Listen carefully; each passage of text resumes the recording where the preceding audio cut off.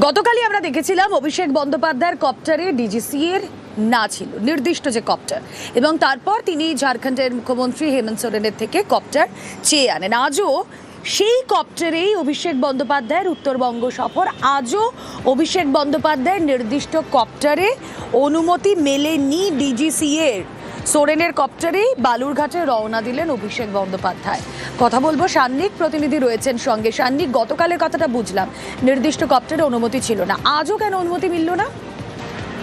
দেখো, ডিজিসি এর তরফে গতকালই বিবৃতি দিয়ে জানানো হয়েছিল যে তৃণমূল কংগ্রেসের তরফে যে অ্যালিগেশন দেয়া হয়েছে তার ভিত্তিতে তারা গোটা বিষয়টাকে খোলসা করেছিল। অর্থাৎ যে সংস্থার কাছ থেকে অভিষেক বন্দ্যোপাধ্যায় চপার ভাড়া নিয়ে যাচ্ছিলেন সেই সংস্থার সার্টিফিকেশনের বেশ কিছু কারণ তারা দেখিয়ে তারা জানিয়েছিল যে এই সার্টিফিকেশনের সবকিছু ঠিকঠাক না থাকায় সেই কারণেই তাদেরকে কালকে চপার ওড়ার ক্ষেত্রে তারা সবুজ সংকেত দিতে পারেননি।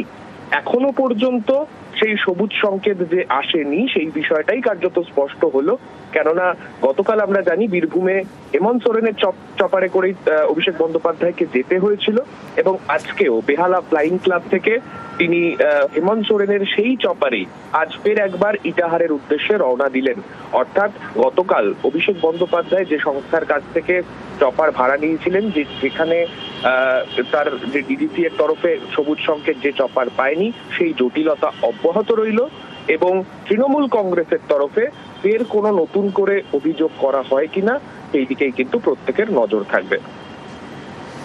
বেশ, আজ ফের উত্তরবঙ্গে অভিষেক বন্দ্যোপাধ্যায়, আজ বালুরঘাট, ইটাহার, মালদায় অভিষেক। এবং আপনাদেরকে জানিয়ে রাখি, বালুরঘাটে এসআইআর আতঙ্কে মৃতদের পরিবারের সঙ্গে দেখাও করবেন তিনি। ভিন রাজ্যে আক্রান্ত পরিযায়ীর বাড়িতেও যাবেন।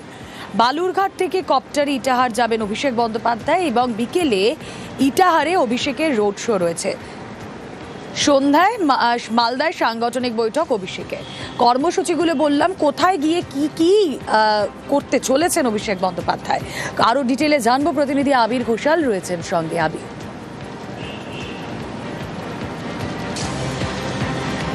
দেখো, তিনটে জেলাতে একই সঙ্গে তিনি তার যে প্রাক নির্বাচনী যে প্রচারের যে কাজ, রাজনৈতিক বিভিন্ন প্রোগ্রাম তিনি সারবেন, এবং আজকে সেটি শুরু হচ্ছে। এর মধ্যে দিনাজপুরে আজকে তিনি তার যে রাজনৈতিক কর্মসূচি রয়েছে, এবং আজকে রাত থেকে মালদাতেও তার রাজনৈতিক কর্মসূচি রয়েছে। আজকে তিনি কিছুক্ষণের মধ্যে এসে পৌঁছবেন হচ্ছে বালুরঘাট এয়ারপোর্টে, এবং বালুরঘাট এয়ারপোর্টের পাশেই এসআইআর আতঙ্কে মৃতদের পরিবারের সদস্যদের সঙ্গে তিনি দেখা করবেন। এবং গত কয়েকদিন ধরে বিভিন্ন সভা মঞ্চ থেকে, মিছিল থেকে তারা দুজনে সরব হয়েছেন এই ইস্যুতে। তারপরে তিনি সেখান থেকে যাবেন হচ্ছে সড়ক পথে পতিরাম পর্যন্ত। সেখানে আমরা জানি যে কিছুদিন আগেই মহারাষ্ট্রে কাজে গিয়ে হেনস্থার শিকার হতে হয়েছিল, এবং তৃণমূলের অভিযোগ ছিল যে বাংলা ভাষায় কথা বলার জন্যই তাদের হেনস্থার শিকার হতে হয়।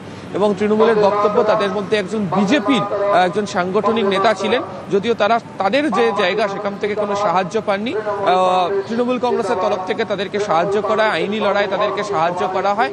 কিছুদিন আগেই অভিষেক বন্দ্যোপাধ্যায়ের অফিসে গিয়ে তারা দেখা করেছিলেন, এবং আজকে তাদের বাড়িতে অভিষেক বন্দ্যোপাধ্যায় যাবেন, এবং তারপর তার সেখানে সাংবাদিক সম্মেলন করার কথা। তারপর তিনি চলে আসবেন হচ্ছে ইটাহারে। ইটাহারের একদম বিডিও অফিসের মোড় থেকে একদম তিনি যাবেন হচ্ছে ইটাহার বাস স্ট্যান্ড পর্যন্ত, প্রায় 4.5 কিলোমিটার রোড শো করার কথা আছে। এবং এই জায়গাতেই 2023-এর 1 মে তিনি নবজোয়ার যাত্রাতেও রোড শো করেছিলেন, এবং সেই ছবি বিভিন্ন সময় তৃণমূল কংগ্রেস তাদের প্রচারেও ব্যবহার করে। তো আজকে উত্তর দিনাজপুর জেলার এই জায়গাতে তিনি রোড শো করবেন, এবং তারও প্রস্তুতি এই মুহূর্তে জোর কদমে চলছে ইটাহারে। রুমেলা।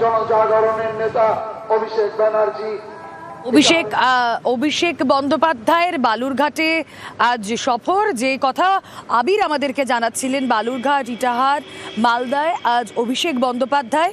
বিকেলে ইটাহারে অভিষেক বন্দ্যোপাধ্যায় রোড শো করবেন, এবং সন্ধ্যায় মালদায় সাংগঠনিক বৈঠক করবেন অভিষেক বন্দ্যোপাধ্যায়।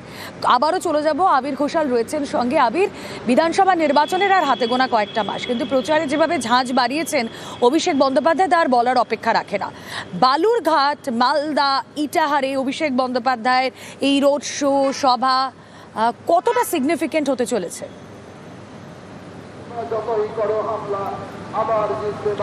দেখো, দিনাজপুরের 15টি আসন, মালদার আসন মিলিয়ে প্রায় 25-এর বেশি সংখ্যক বিধানসভা আসন রয়েছে। আমরা যদি 2021-এর কথা দেখি, তার মধ্যে একাধিক আসনে তৃণমূল কংগ্রেস এগিয়ে ছিল এবং তারা সেই জায়গা ধরে রাখার চেষ্টা করেছিল।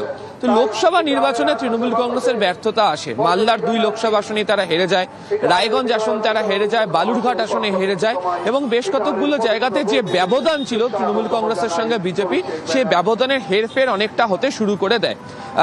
এই বর্তমান রাজনৈতিক আবহে অন্তত 2 দিনাজপুরের মধ্যে, বিশেষ করে উত্তর দিনাজপুর জেলাতে একাধিক আসন রয়েছে যেখানে রাজনৈতিক মহল মনে করছে ত্রিমুখী লড়াই হবে, অর্থাৎ তৃণমূল বনাম বিজেপির সঙ্গে সঙ্গে কংগ্রেসও বেশ কতগুলো জায়গাতে প্রাসঙ্গিক হয়ে উঠেছে।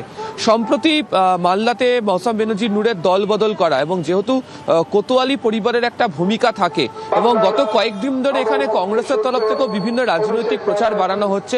চলতি মাসেই এখানে কংগ্রেসের শীর্ষ নেতৃত্ব, সূত্রের খবর রাহুল, প্রিয়াঙ্কা গান্ধী, তারা দুজনেই সভা করতে আসতে চলেছেন, ফলে তারাও পাল্টা কৌশল নিচ্ছে।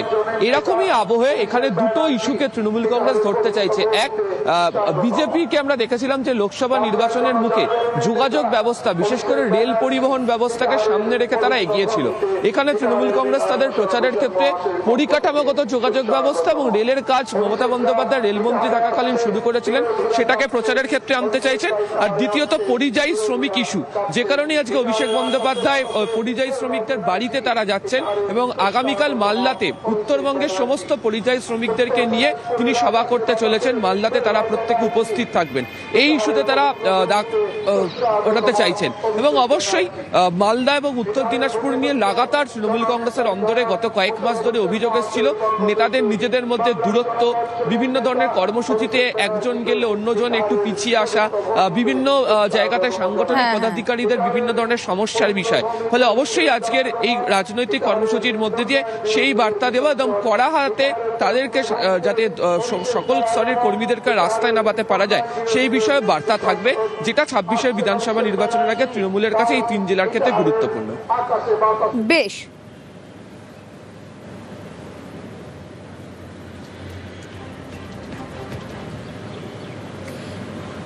এদিকে আজও প্রচারে বিজেপির হেভিওয়েটরা বিধানসভা নির্বাচনের আগে বছরের শুরু থেকেই ঝাঁঝ বাড়াতে শুরু করেছে রাজ্যের প্রধান বিরোধী দল। আজ বনগাঁয় মতুয়াদের সম্মেলনে বিরোধী দলনেতা শুভেন্দু অধিকারী, আজ আসানসোলের বারাবণীতে সুকান্ত, বারাবণীতে পরিবর্তন সংকল্প যাত্রা ও সভা সুকান্তর, হাবড়ায় অন্যদিকে পরিবর্তন সংকল্প সভায় দিলীপ সমীর।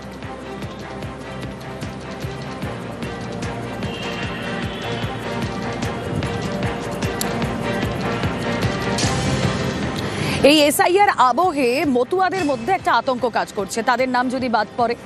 এই নিয়ে আমরা দেখেছি রাজনৈতিক তরজাও শুরু হয়েছিল, ঠাকুর বাড়িতে আড়াআড়ি বিভাজন দেখা গিয়েছে। সেই অবস্থায় মতুয়াগড়ে আজ শুভেন্দু অধিকারীর সভা। সেখানে মতুয়াদের উদ্দেশ্যে কি বার্তা দেন অবশ্যই নজর রয়েছে।